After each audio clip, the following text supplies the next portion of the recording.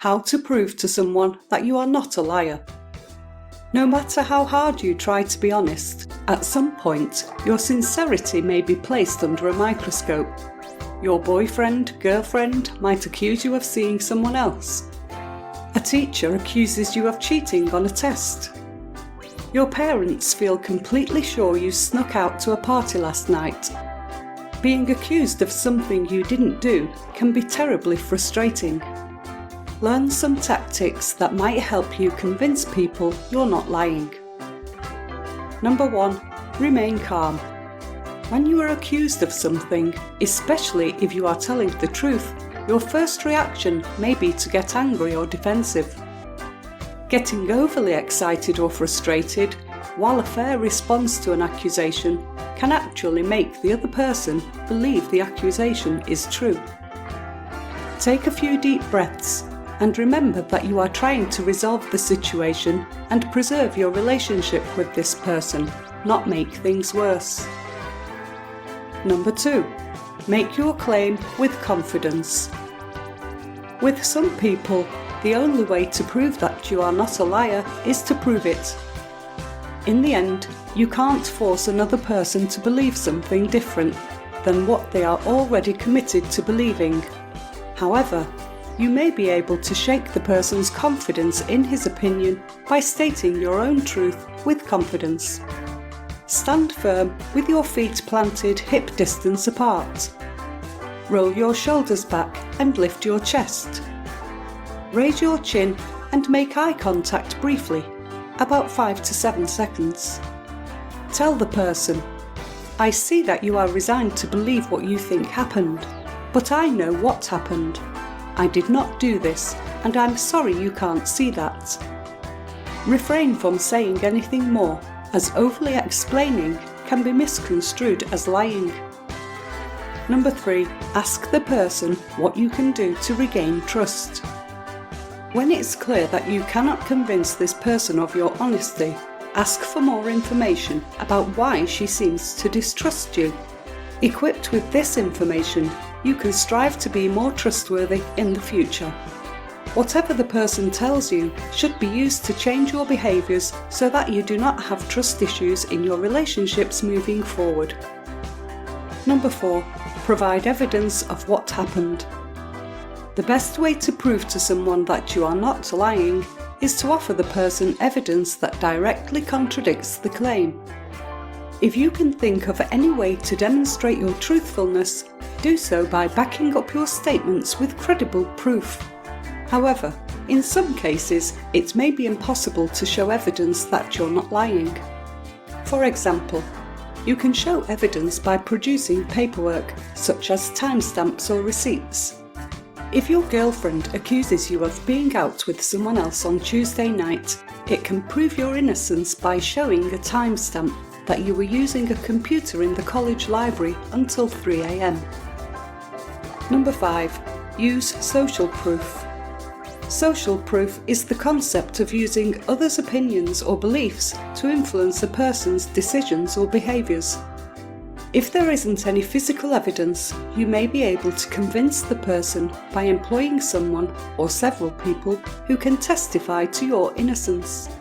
For example, if your mum feels certain that you were not at a friend's house but had snuck out to a party, you can back up your story by asking your friend's parents to testify on your behalf. If 2 adults and seemingly trustworthy people say that you were definitely at their house, your mum is more likely to believe you. Number 6. Repeat the chain of events in reverse order. A method often employed by law enforcement is the process of making a suspect repeat a chain of events in reverse to see if this version of a story will be consistent with the original version.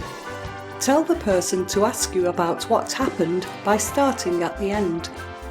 If you are lying, you are more likely to screw it up or show inconsistencies by telling the story backwards. Number 7. Make a promise. Explain to the person who is accusing you of being a liar, "I wouldn't lie to you, I promise." Hopefully, if the person has any faith in you, or you haven't already damaged the trust previously, she will believe that you are being honest.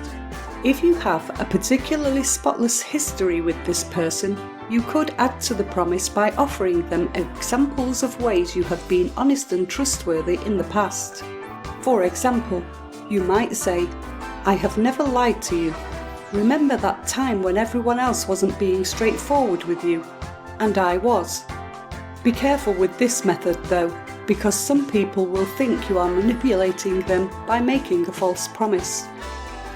Number 8. Keep your words simple. Research shows that liars often talk in more complex sentences than people who are telling the truth. Even if you are telling the truth, speaking in complex sentences can make it seem like you are covering something up or being evasive. Strive for clear, simple, and concrete sentences with a moderate level of detail. You might tell your girlfriend, "No, I was not with anyone last night. I was at the computer lab on campus. I can show you my timestamp," rather than, "Oh, what are you talking about? I would never do anything like that to you. I love you so much.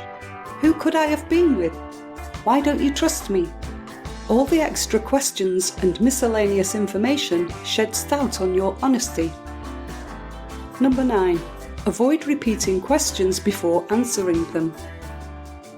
Another science-tested characteristic of liars is the tendency to repeat a question before providing an answer. Avoid this at all costs. If you didn't clearly hear a question, ask the person to repeat himself. Repeating it from your own mouth makes it seem like you are delaying your response so you can think up an answer. An example of this happening in action could be demonstrated in this way. Your partner asks, "Where were you last night?" If you say, "Where was I last night?" pause and then add, "I was in the computer lab doing work." This seems less than honest because of the need to hesitate before providing your answer. Number 10. Examine past lies. If you have been known to tell a fib or two in the past, you need to carefully examine this behaviour and try to learn from it. Even if you are telling the truth in this situation, you may have developed a reputation as a liar. Look at other times you have lied or been caught in a lie. Brainstorm ways you could have prevented the lies and been honest from the start. Once you have made the decision to stop lying, you help convince others of your truthfulness by sharing details about your life up front. By doing this, you remove the need to be questioned, and therefore others don't have to wonder if your answers are lies. Number 10. Be open. If you have trouble opening up to others, this may explain why someone is doubtful of your honesty. Learn how to be more open and honest in your close relationships by following these tips. Be more accepting of others and yourself. When you are constantly worried about what others will say or how they will look at you, you may lie just to say what you think they want to hear. Trust the people you love to care about you despite your flaws. Don't put off important conversations. Schedule time to talk about important matters when both parties are free to speak and think clearly. Live a life according to your values. Live your own truth, and then you don't have to need a lie. Embrace constructive criticism. We may lie because we don't want others to judge or criticise us for our faults. When you are able to see criticism as a tool to improve, you won't have to rely on untruths to get you by. Number 11. Make appropriate eye contact. Evading others' eyes is often seen as a sign of dishonesty. Eye contact is an effective way to show honesty and sincerity. You are also able to forge a more intimate connection with another person by staring into her eyes. Just be sure not to overdo it. Too little eye contact can seem evasive, but too much can seem threatening or intimidating. Experts suggest maintaining eye contact longer for one-on-one conversations, about 7 to 10 seconds. The amount of time making eye contact and looking away should be around 30 to 60%. It's okay to make more eye contact when you are listening and less when you are talking. Number 12. Be aware of what your body is saying.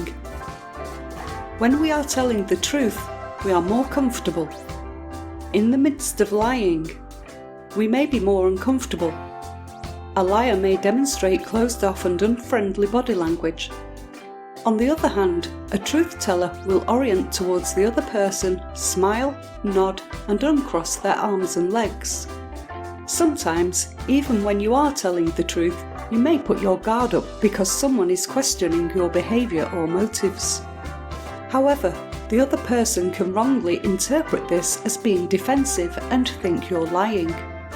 Take a deep breath and try to relax with the knowledge that, no matter what, you know that your words are honest. Don't allow your anxiety about being questioned undermine your ability to convey the truth. Be mindful of your body language. Avoid crossed arms, legs, or clenched fists to demonstrate a more friendly demeanour, even when you are sort of irritated about being questioned. Please hit the thumbs up and subscribe buttons and leave a comment below this video to let me know your thoughts. If you have any questions, please drop me a comment below this video and let me know what you would like to see next and what type of videos you want me to create for you. I will be able to respond back to you as soon as possible. Also, be sure to check out our other videos as well. Thanks for watching.